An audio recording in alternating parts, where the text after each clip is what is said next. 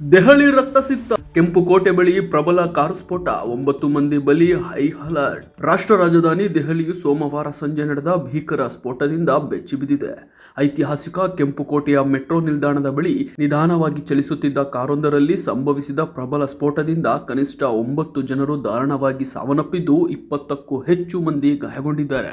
ಈ ಘಟನೆಯು ನಗರದಲ್ಲಿ ಆತಂಕವನ್ನ ಸೃಷ್ಟಿ ಮಾಡಿದೆ. ದೆಹಲಿಯಾದ್ಯಂತ ಹೈ ಅಲರ್ಟ್ ಘೋಷಿಸಲಾಗಿದೆ. ಸೋಮವಾರ ಸಂಜೆ ಸುಮಾರು 6:50ಕ್ಕೆ ಕೆಂಪುಕೋಟೆಯ ಮೆಟ್ರೋ ನಿಲ್ದಾಣದ ಗೇಟ್ ಸಂಖ್ಯೆ 1 ಸಮೀಪದ ಟ್ರಾಫಿಕ್ ಸಿಗ್ನಲ್ನಲ್ಲಿ ಹರಿಯಾಣ ನೋಂದಣಿಯ ಹ್ಯುಂಡೈ i20 ಕಾರಿನಲ್ಲಿ ಈ ಸ್ಫೋಟ ಸಂಭವಿಸಿದೆ. ಸ್ಫೋಟದ ತೀವ್ರತೆಗೆ ಕಾರು ಸಂಪೂರ್ಣವಾಗಿ ಛಿದ್ರಗೊಂಡಿದ್ದು ಅದರಲ್ಲಿದ್ದ 3 ಸ್ಥಳದಲ್ಲೇ ಮೃತಪಟ್ಟಿದ್ದಾರೆ ಎಂದು ಶಂಕಿಸಲಾಗಿದೆ. ಬೆಂಕಿಯ ಜ್ವಾಲೆಗಳು ಪಕ್ಕದ ವಾಹನಗಳಿಗೂ ವ್ಯಾಪಿಸಿ ಸುಮಾರು 10 ವಾಹನಗಳು ಸುಟ್ಟು ಕರಕಲಾಗಿವೆ.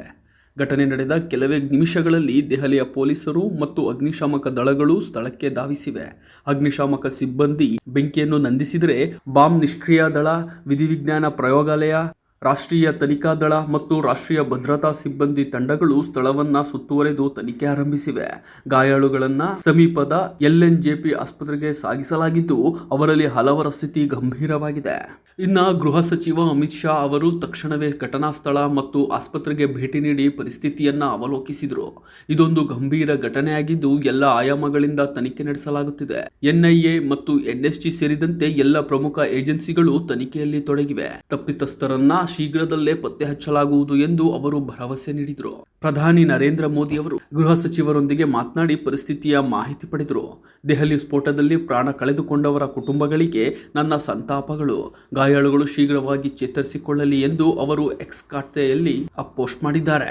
ಇನ್ನು ಇದಕ್ಕೆ ದೆಹಲಿ ಮುಖ್ಯಮಂತ್ರಿ ರೇಖಾ ಗುಪ್ತಾ ಅವರು ಕೂಡ ಆಸ್ಪತ್ರೆಗೆ ಭೇಟಿ ನೀಡಿ ಸಂತ್ರಸ್ತರಿಗೆ ಎಲ್ಲಾ ರೀತಿಯ ನೆರವು ನೀಡುವುದಾಗಿ ಭರವಸೆ ನೀಡಿದರು. ನಾಗರಿಕರು ವದಂತಿಗಳಿಗೆ ಕಿವಿಗೊಡದೆ ಶಾಂತಿ ಕಾಪಾಡಬೇಕು ಎಂದು ಅವರು ಮನವಿ ಮಾಡಿದ್ದಾರೆ. ಇನ್ನ ದೆಹಲಿಯ ನಗರದಾದ್ಯಂತ ಕಟ್ಟೆಚ್ಚರ ಏರ್ಪಟ್ಟಿದ್ದು ಸ್ಫೋಟದ ನಂತರ ದೆಹಲಿ ಮೆಟ್ರೋ, IGI ವಿಮಾನ ನಿಲ್ದಾಣ ಮತ್ತು ಎಲ್ಲ ಸರ್ಕಾರಿ ಕಟ್ಟಡಗಳಲ್ಲಿ ಭದ್ರತೆಯನ್ನು ಹೆಚ್ಚಿಸಲಾಗಿದೆ. ನೆರೆಯ ರಾಜ್ಯಗಳಾದ ಹರಿಯಾಣ, ಉತ್ತರ ಪ್ರದೇಶ ಮತ್ತು ಮುಂಬೈ ಸೇರಿದಂತೆ ದೇಶದ ಪ್ರಮುಖ ನಗರಗಳಲ್ಲೂ ಕಟ್ಟೆಚ್ಚರ ವಹಿಸಲಾಗಿದೆ.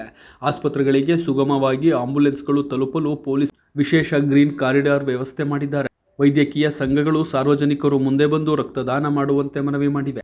ನನ್ನ ಪಕ್ಕದಲ್ಲೇ ಕತ್ತರಿಸಿದ ಕೈ ಬಂದು ಬಿತ್ತು. ಸ್ಫೋಟದ ಭಯಾನಕತೆ ಬಿಚ್ಚಿಟ್ಟ ಪ್ರತ್ಯಕ್ಷದರ್ಶಿ. ಎಲ್ಲೆಂದರಲ್ಲಿ ಚದುರಿಬಿದ್ದ ದೇಹದ ಭಾಗಗಳು, ಸುಟ್ಟು ಕರಕಲಾದ ವಾಹನಗಳು, ಮುಗಿಲು ಮುಟ್ಟಿದ ಬೆಂಕಿಯ ಜ್ವಾಲೆ ಮತ್ತು ಜನರ ಆಕ್ರಂದನ. ಇದು ಸೋಮವಾರ ಸಂಜೆ ಕೆಂಪುಕೋಟೆ ಬಳಿ ನಡೆದ ಸ್ಫೋಟದ ನಂತರದ ಹೃದಯ ವಿದ್ರಾವಕ ದೃಶ್ಯ. ಘಟನೆಯನ್ನ ಕಣ್ಣಾರೆ ಕಂಡವರು ಹೇಳುವ ಮಾತುಗಳು ಸ್ಫೋಟದ ಭೀಕರತೆಗೆ ಕನ್ನಡಿ ಹಿಡಿಯುತ್ತವೆ.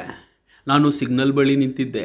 ಇದ್ದಕ್ಕಿದ್ದಂತೆ ಕಿವಿ ಕಿತ್ತು ಹೋಗುವಂತಹ ಶಬ್ದದೊಂದಿಗೆ ದೊಡ್ಡ ಸ್ಫೋಟವಾಯಿತು. ಒಂದು ಕ್ಷಣ ಏನಾಯಿತು ಎಂದೇ ತಿಳಿಯಲಿಲ್ಲ. ಕಣ್ಣು ಬಿಟ್ಟು ನೋಡಿದರೆ ಒಬ್ಬ ವ್ಯಕ್ತಿಯ ಕತ್ತರಿಸಿದ ಕೈ ನನ್ನ ಪಕ್ಕದಲ್ಲೇ ಬಂದು ಬಿದ್ದಿತ್ತು. ಆಕಾಶವೆಲ್ಲ ಕೆಂಪು ಹೊಗೆಯಿಂದ ತುಂಬಿ ಹೋಗಿತ್ತು. ಜನರು ಪ್ರಾಣ ಭಯದಿಂದ ಚೀರುತ್ತಾ ಓಡ್ತಿದ್ರು ಎಂದು ಪ್ರತ್ಯಕ್ಷದರ್ಶಿ ಮುದ್ಗಲ್ ಆಘಾತದಿಂದ ನುಡಿದಿದ್ರು. ಜಮಾ ಮಸೀದಿಯ ಬಳಿ ಪಾನಿಪುರಿ ಮಾರುವ ಮನೋಜ್, ಶಬ್ದ ಕೇಳಿದ ತಕ್ಷಣ ನಾವು ಓಡಿ ಬಂದೆವು. ರಸ್ತೆಯ ಮೇಲೆಲ್ಲ ರಕ್ತದ ಹೊಳೆ. ಒಬ್ಬ ಆಟೋ ಚಾಲಕನಿಗೆ ತೀವ್ರ ಗಾಯವಾಗಿತ್ತು.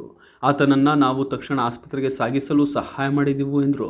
ಸ್ಫೋಟದ ಸಮಯದಲ್ಲಿ ವಾಹನ ಚಲಾಯಿಸುತ್ತಿದ್ದ ಭೂಪಿಂದರ್ ಸಿಂಗ್, ನನ್ನ ಕಾರಿನ ಕಿಟಕಿ ಗಾಜುಗಳು ಪುಡಿಯಾದವು. ಭಯದಿಂದ ಕಾರು ಬಿಟ್ಟು ಮಾರುಕಟ್ಟೆ ಒಳಗೆ ಓಡಿದೆ. ಅಲ್ಲಿ ಎಲ್ಲವೂ ಗೊಂದಲಮಯವಾಗಿ ಎಂದು ಘಟನೆಯನ್ನ ನೆನೆದರು. ಚಾಂದಿನಿ ಚೌಕ್ನ ವ್ಯಾಪಾರಿಯೊಬ್ಬರು, ಸ್ಫೋಟದ ಶಬ್ದಕ್ಕೆ ನಮ್ಮ ಇಡೀ ಕಟ್ಟಡವೇ ನಡುಗಿತ್ತು. ಮಾರುಕಟ್ಟೆಯಲ್ಲಿದ್ದ ಜನರೆಲ್ಲರೂ ದಿಕ್ಕಾಪಾಲಾಗಿ ಓಡಲಾರಂಭಿಸಿದರು. ಅಲ್ಲಿನ ದೃಶ್ಯ ಭಯಾನಕವಾಗಿತ್ತು. ರಸ್ತೆಯಲ್ಲಿ ತುಂಡಾದ ಕೈ, ಕಾಲು, ಬೆರಳುಗಳು ಬಿದ್ದಿದ್ವು. ದಿನಗೂಲಿ ನೌಕರರು ಮತ್ತು ರಿಕ್ಷಾ ಚಾಲಕರು ಈ ದುರಂತದಿಂದ ಹೆಚ್ಚು ಬಲಿಯಾಗಿದ್ದಾರೆ ಎಂದು ಇರ್ಫಾನ್ ಎಂಬುವವರು ನೋವಿನಿಂದ ವಿವರಿಸಿದರು. ಈ ಘಟನೆಯು ಕೇವಲ ಸಾವು ನೋವುಗಳನ್ನು ಉಂಟು ಮಾಡಿದಲ್ಲದೆ ಅದನ್ನು ನೋಡಿದವರ ಮನಸ್ಸಿನಲ್ಲೂ ಅಳಿಸಲಾಗದ ಭಯದ ಮುದ್ರೆಯನ್ನು ಹೊತ್ತಿದೆ. ಇನ್ನು ಇದಕ್ಕೆ ಕೇಂದ್ರ ಸರ್ಕಾರ ಯಾವ ನಿಲುವನ್ನು ತೆಗೆದುಕೊಳ್ಳುತ್ತೆ ಮತ್ತು ರಾಷ್ಟ್ರೀಯ ಭದ್ರತೆಯನ್ನು ಯಾವ ಮಟ್ಟಿಗೆ ಹೆಚ್ಚಿಸುತ್ತೆ ಅಂತ ಕಾದು ನೋಡಬೇಕಾಗಿದೆ. ಗೆಳೆಯರೇ, ಇದಾಗಿತ್ತು ಇವತ್ತಿನ ಸುದ್ದಿ. ಮತ್ತಷ್ಟು ಸುದ್ದಿ ಜೊತೆ ಮತ್ತೆ ಸಿಗ್ತೀನಿ. ನಮಸ್ತೆ.